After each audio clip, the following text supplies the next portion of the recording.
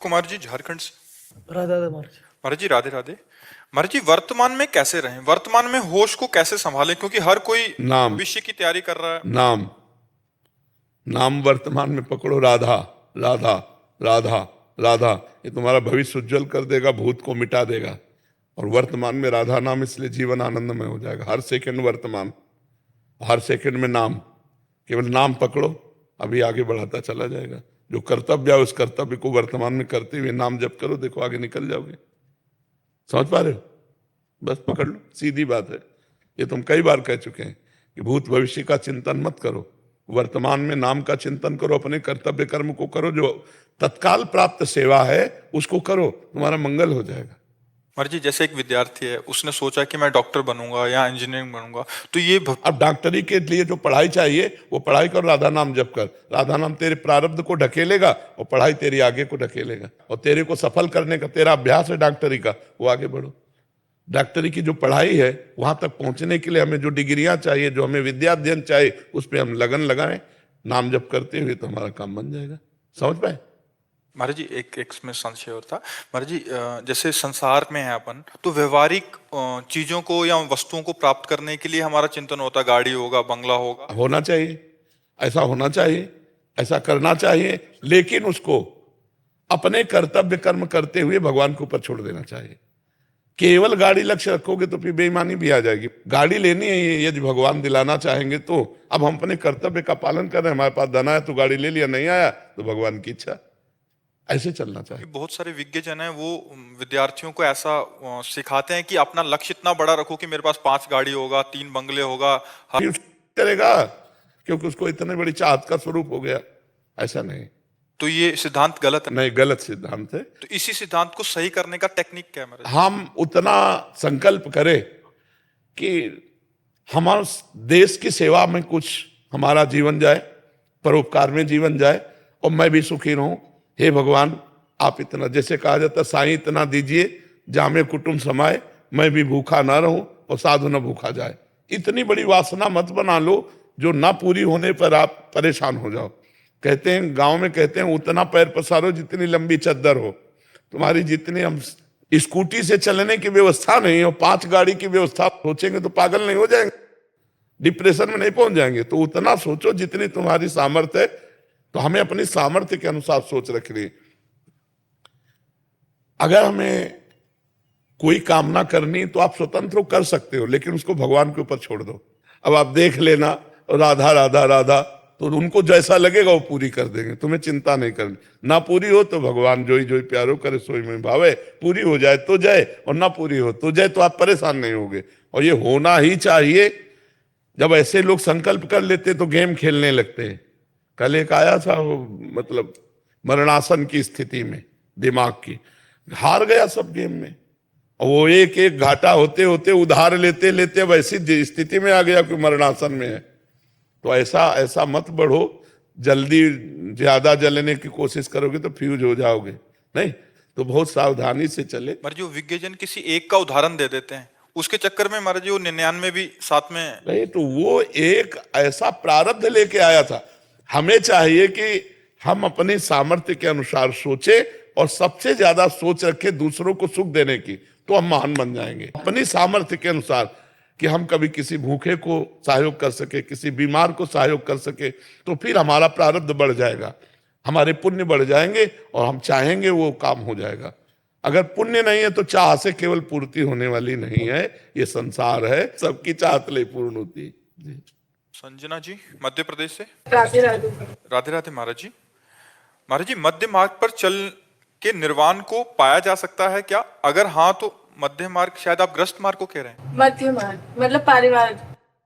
हाँ, ग्रस्त मार्ग में चलकर परिवार को, क्योंकि हमारे आसपास सभी साधु संत जो चरम सीमा को रास्ता अपनाते हैं, अघोरी या सारा घर परिवार छोड़ देते हैं और निर्वाण पाने के लिए कभी घर को वापस नहीं आते। महाराज जी तो अपने जो ग्रस्त मार्ग पे हैं उसमें भी हम निर्वाण पद को प्राप्त कर सकते हैं? करना चाहे तो कर सकता है, लेकिन सब में परमात्मा बुद्धि रख करके ही। अगर पति पुत्र परिवार में राग है, मोह है, काम है, तो दुर्गति को प्राप्त होगा।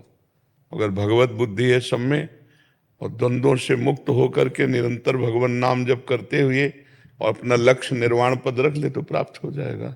पर गृहस्थ में कठिनता इसलिए पड़ती कि इतनी आसक्ति होती है, इतनी समस्याएं होती हैं, इतने काम होते हैं, इतनी झंझटें होती है कि वो निर्वाण के लिए सोच ही नहीं सकता। देखो, घर त्याग दे, परिवार त्याग दे, शरीर से तो प्रेम है, तो शरीर से प्रेम होना भी निर्वाण में बाधक है। जब शरीर का राग भी त्याग दे, तो चाहे गृहस्थ हो चाहे विरक्त हो, मार्ग दोनों है भगवत प्राप्ति के, पर चलने का तरीका आता हो। जैसे अपने पति को भगवान का रूप मानकर, सास ससुर परिवार को भगवान का रूप मानकर उनकी सेवा करें, नाम जप करें और अंदर से लक्ष्य रखें कि मुझे संसार में नहीं, मुझे भगवान में स्थित होना है। कहीं राग नहीं होने पावे, कहीं आसक्ति नहीं होने पावे, कहीं कामना की चाह ना हो जाए पूर्ति की, तो निर्वाण पद। नहीं तो इतनी कामनाएं हैं कि गृह कारज नाना जंजाला, तेति दुर्गम शैल विशाला, यही सरावत अति कठिनाई, राम कृपा बिनु आइ न जाई। भगवान के मार्ग में चलना बड़ा कठिन है, क्योंकि इतनी आसक्तियां, इतनी भोग वासनाएं, इतना चकाचौंध माया का है कि भगवान चाहिए ही नहीं। भगवान मुझे मिले ऐसा कौन चाहता है? गृहस्थी में बहुत कठिन तो है, बहुत कठिन। गृहस्थी में नहीं, विरक्ति में भी कठिन है। अब भोजन चाहिए, कपड़ा चाहिए, ये चाहिए, वो चाहिए, तो फिर भगवान कब चाहिए? अगर ठान ले तो गृहस्थ भी भगवान प्राप्त कर सकता है, ठान ले तो विरक्त भी भगवान प्राप्त कर सकता है। लेकिन गृहस्थी में आसक्ति बहुत तेजी से हो जाती है ना। बच्चा विरक्ति में उससे भी तेजी से होती है। गृहस्थी में तो है कि मेरे पास ये है, और विरक्ति में जब आसक्ति भागेगी तब, जब भोजन ना हो और भूख लगे तब। और भोजन की व्यवस्था है, भूख लगी तो धैर्य है कि यार अभी आधा घंटा में पा लेंगे हम। तो गृहस्थ में भूख लगती है तो भोजन है, बाबा जी में जब भूख लगती तो भोजन की व्यवस्था नहीं है। तो वो क्या, जैसे विरक्ति मार्ग पर जब कोई साधक चलता है और नाम जप करता है, उस समय उसको जो काम वासना सताती है, भूख, सब सहना पड़ता है। हम भूख से उसी को ले रहे थे, हर इंद्रियों के भोग को। भगवान की तरफ रुचि भी कम हो जाती होगी। रुचि नहीं कम होती, पर आकर्षण जो माया का होता है तो वो परेशान होता है। रुचि तो उसकी भगवान में हुई तभी तो विरक्त हुआ है। पर बीच में जैसे कोई रोक दे, ऐसे वो कामना आकर उसको रोकती है तो परेशान होता है, वो विचलित होता है, रोता है भगवान से, तब धीरे धीरे क्रॉस करते हुए आगे जाता है। हिम्मत टूटती है नहीं नहीं, क्योंकि भगवान का बल होता है तो अखंड बल भगवान का, इसलिए हिम्मत नहीं टूटती। जाए, निराशा आ जाए, हो ही नहीं सकती, टूट ही नहीं सकती। जो भगवान के भरोसे उसकी निराशा नहीं हो सकता। वो जब गिरेगा तो डबल उठेगा। हम एक बार बक्सर के मामा जी नाम के एक संत थे जो पधार गए, तो उनके पास गए तो यही बात हमने शास्त्रीय शब्दों में पूछी कि जो भगवान का शरणागत है वो अगर गिरता है तो क्या पुनः उठ सकता है? वो क्या उसको परेशानी नहीं होती? तो उनका भगवान का शरणागत का मतलब होता है खिलाड़ी के हाथ का बाल। जब खिलाड़ी अपने बाल को नीचे पटकता है तो नीचे गिरने के लिए नहीं, ऊपर उठाने के लिए। नहीं मारता, ऐसे करके मारता है और लक्ष्य में पहुंच जाता। बहुत अच्छा लगा कि भगवान का शरणागत अगर कहीं झुकता भी है तो वो उस स्थिति से ऊपर उठ जाएगा, क्योंकि भगवान का है ना। वो ना निराश होगा, ना हताश होगा, ना टूटेगा, क्योंकि भगवान का शरणागत है। अगर गिरे भी हैं, लड़खड़ाए भी हैं, तो भगवान है ना, वो हमें बचा लेंगे, वो हमें संभाल लेंगे, और संभाला पूरा जीवन निकाल करके वही तो लाए। तो गृहस्थ में भी भगवत प्राप्ति हो सकती, पर है बहुत कठिन। अगर ठीक से चले तो भगवत प्राप्ति हो सकती है। कोई गंदा व्यसन न करे। कोई क्या कहना चाहते हो बंदा? महाराज जी, आपने एक बार बताया था जैसे शांति अवर्थ कालत्वम विषय मान्य शून्यता आशा बंधा समुत्कंठा नाम गाने सदा रुचि। तो इसके साथ कुशलता से व्यवहार कैसे कर सकते हैं? मतलब एक तो यहाँ इसमें बुद्धि लगेगी, या फिर कुशलता से व्यवहार? नहीं, ये जितने सूत्र हैं व्यवहार में तो उतारने हैं हमको, आप ना समझे। पहला शांति, दूसरे के द्वारा निंदा अपमान तिरस्कार मारपीट करने पर भी हम उसका मंगल चाहें। व्यवहार में तो उतारा ना। व्यवहार में हमें कोई गाली दे रहा है, अपमान कर रहा है, निंदा कर रहा है, तो हम शांत होकर सह लिए। हमारा एक भी मिनट व्यर्थ नहीं जाना चाहिए। तो हमें व्यवहार में इतनी प्रवीणता से उतरना है कि नाम जब हमारा न छूटने पावे, तभी तो सार्थक समय माना जाए। विरक्ति, संसार के किसी निषिद्ध भोगों से, गृहस्थ में निषिद्ध शब्द लगेगा और विरक्त में सब भोगों से लगेगा। निषिद्ध भोगों में मन न जाए, जैसे पराई माता बहन की तरफ, कोई नशा, पराये धन, ऐसे विरक्ति, आसक्ति नहीं, गंदे मार्गों में आसक्ति नहीं, मान शून्यता, दूसरे को व्यवहार में प्रणाम करो, दूसरे से प्रणाम करवाने की आदत मत रखो, आशा बंधा, दृढ़ आशा रखो भगवान मिलेंगे, समुत्कंठा, नाम गाने, सदा रुचि, उत्साह सहित भगवान का नाम जपने में रुचि पैदा करो, बार बार नाम जप करो, रुचि हो जाएगी। आसक्ति तद्गुणाख्याने, भगवान के चरित्रों के गायन करने में, सुनने में आसक्ति होनी चाहिए। जहां हमारे प्रिय प्रभु प्रिया प्रीतम विराजमान है, वो वृंदावन धाम ब्रज 84 को, इससे प्रीति होनी चाहिए। क्यों नहीं, गृहस्थ नहीं कर सकता? बाबा पर जैसे व्यवसाय करते, बिजनेस करते, तो उसमें ना फायदा नुकसान हर चीज में व्यक्त, तो वो भी समर्पित करो, वो भी समर्पित करो ना प्रभु को। अच्छा ये दोष देखने पड़ते हैं कि सिलेक्ट करना पड़ता है ये। भाई देखो, जैसे टीचर है तो अपने शिष्य, अपने विद्यार्थियों के गुण दोष देखेगा तभी तो सुधार कर पाएगा। गुरु है तो अपने शिष्य के गुण दोष देखेगा, माता पिता गुण दोष देखेगा, व्यापारी वस्तु की उत्तमता लघुता देखेगा, तो ये सब भजन के अंतर्गत आ जाएगा। यदि बेईमानी ना करो, बेईमानी ना करो, ईमानदारी से अपना व्यापार करके उस समय को भगवान को समर्पित कर दो, और जितना बीच में समय मिले नाम जप करो तो बढ़िया हो जाएगा। निराशा तो लानी ही नहीं कि हम भगवत प्राप्ति नहीं कर सकते, समझ पाए ना? नारायण गुप्ता जी। श्री गणेश। श्री हरिवंश महाराज जी। महाराज जी, क्या इस कलयुग में सोने के जेवर पहन सकते हैं? क्योंकि कलयुग की शुरुआत होने से पहले राजा परीक्षित, नहीं, वो अधर्म के द्वारा प्राप्त हुए सोने की, अधर्म के द्वारा प्राप्त हुए स्वर्ण को धारण करने से कलयुग आ जाता है। ऐसे स्वर्ण धारण करने से पवित्रता होती है। जैसे स्वर्ण के आभूषण धारण करे उससे शरीर पवित्र रहता है, वो बड़ा पवित्र माना गया, शुभ माना गया है। लेकिन बेईमानी के रुपया से सोना, अब वो बुद्धि भ्रष्ट कर देगा। कलयुग का वास है उस सोने पे जो अधर्म के द्वारा है, धर्मयुक्त धन पे नहीं, अधर्मयुक्त सोने पे। मीना त्रिवेदी जी, यूएसए से। राधे राधे। राधे राधे महाराज। महाराज जी, शायद ये प्रश्न में पूछना चाह रहे हैं कि साधन सिद्ध और नित्य सिद्ध में क्या अंतर है? जो भगवत प्राप्त महापुरुष अवतार लेते हैं उन्हें नित्य सिद्ध कहते हैं, और जो साधना करके भगवान को प्राप्त होते हैं उन्हें साधन सिद्ध कहते हैं। वो नित्य सिद्ध महापुरुष है, उनको साधन नहीं करना होता।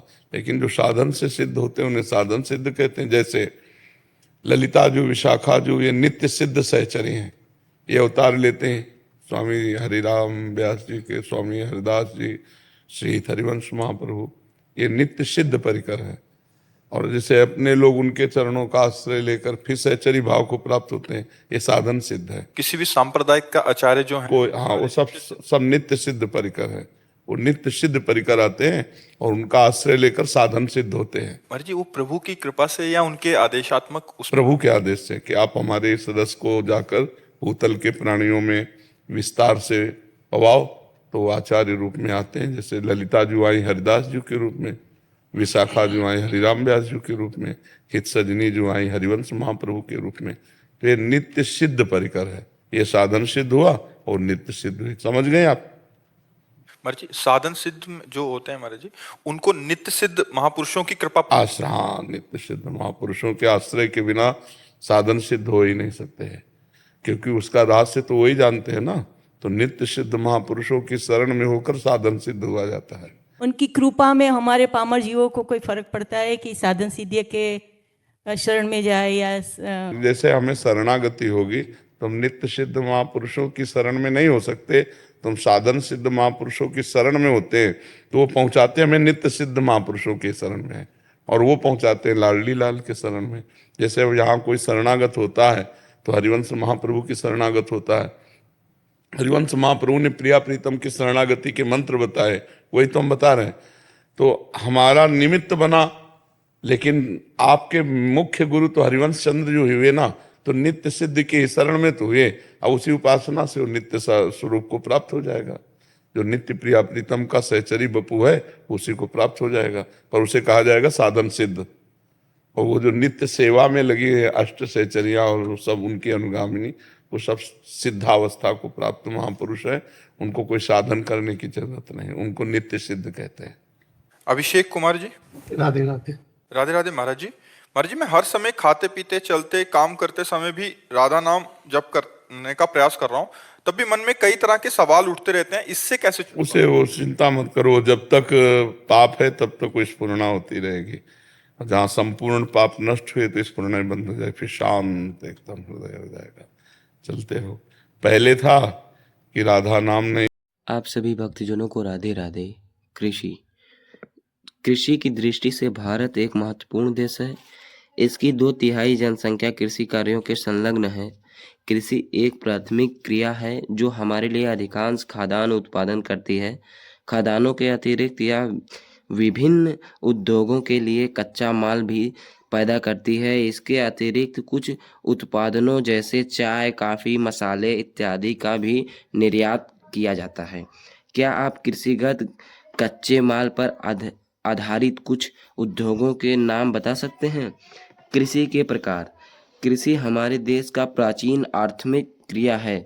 पिछले हजारों वर्षों के दौरान भौतिक, पर्यावरण, प्रौद्योगिकी और सामाजिक सांस्कृतिक रीति रिवाजों से अनुसार खेती करने की विधियों में समर्थ परिवर्तन हुआ है। जीवन निर्यात खेती से लेकर वाणिज्य खेती तक कृषि के अनेक प्रकार हैं। वर्तमान समय में भारत के विभिन्न भागों में निम्नलिखित प्रकार से कृषि तंत्र अपनाए गए हैं। प्रारंभिक जीविक निर्वाह संस्कृति कृषि। इस प्रकार की कृषि भारत के कुछ भागों में अभी भी की जाती है। प्रारंभिक जीवन निर्वाह कृषि भूमि के छोटे टुकड़ों पर आदिम कृषि हजारों जैसे लकड़ी के हल, डालों और खुदाई करने वाली छड़ी तथा परिवार अथवा समुदाय क्षम की मदद से की जाती है। इस प्रकार की कृषि प्रायः मानसून, मृदा की प्रकृति, उर्वरता और फसल उगाने के लिए अन्य पर्यावरणीय परिस्थितियों की उपयुक्तता पर निर्भर करती है। यह कीर्तन दहन प्रणाली कृषि है। किसान जमीन के टुकड़े साफ करके उन पर अपने परिवार के भरण पोषण के लिए अनाज व अन्य खाद्य फसलें उगाते हैं। जब मृदा की उर्वरता कम हो जाती है तो किसान उस भूमि के टुकड़े से स्थानांतरित हो जाते हैं और कृषि के लिए भूमि का दूसरा टुकड़ा साफ करते हैं। कृषि के इस प्रकार के स्थान से प्राकृतिक प्रक्रियाओं द्वारा मिट्टी की उर्वरता शक्ति बढ़ जाती है। चूंकि किसान उर्वरक अथवा अन्य आधुनिक तकनीकों का प्रयोग करते हैं, इसीलिए इस प्रकार की कृषि के उत्पादन कम होती है। देश के विभिन्न भागों में इस प्रकार की कृषि को विभिन्न नामों से जाना जाता है। उत्तर पूर्वी राज्यों आसाम, मेघालय, मिजोरम और नागालैंड में इसे झूम कहा जाता है। मणिपुर में पामलू और छत्तीसगढ़ में बस्तर जिले और अंडमान निकोबार द्वीप समूह के इसे दीपा कहा जाता है। भारत में भी यह प्रारंभिक किस्म की खेती अनेक नामों से जानी जाती है, जैसे मध्य प्रदेश में बेबर या दहिया, आंध्र प्रदेश में और पेड़ू अथवा पेंडा, ओडिशा में पनामा डाबी या कोमान या बरिंगा, पश्चिम घाट में कुमारी, दक्षिण पूर्वी राजस्थान में वालरे या वाल्टरे, हिमालय क्षेत्र में खिल, झारखंड में कुरवा और उत्तर पूर्वी प्रदेश में झूम आती है। क्या आप बता सकते हैं कि रिक्शा का परिवार किस प्रकार की कृषि कर रहा था? क्या आप उन फसलों के नाम बता सकते हैं जो इस प्रकार की कृषि में उगाई जाती है? गहन जीविका कृषि। इस प्रकार की कृषि उन क्षेत्रों में की जाती है जहां भूमि पर जनसंख्या का दबाव अधिक होता है और यह श्रम गहन खेती है जहां अधिक उत्पादन के लिए अधिक मात्रा में जैव, रासायनिक, निवेशी और सिंचाई का प्रयोग किया जाता है। क्या आप बता सकते हैं कि कुछ राज्यों के नाम बता सकते हैं जहां इस प्रकार की कृषि की जाती है? भूस्वामित्व के विरासत के अधिकांश के कारण पीढ़ी दर पीढ़ी जोतों का आकार छोटा और अलाभद्र होता है और किसान वैकल्पिक रोजगार न होने के कारण सीमित भूमि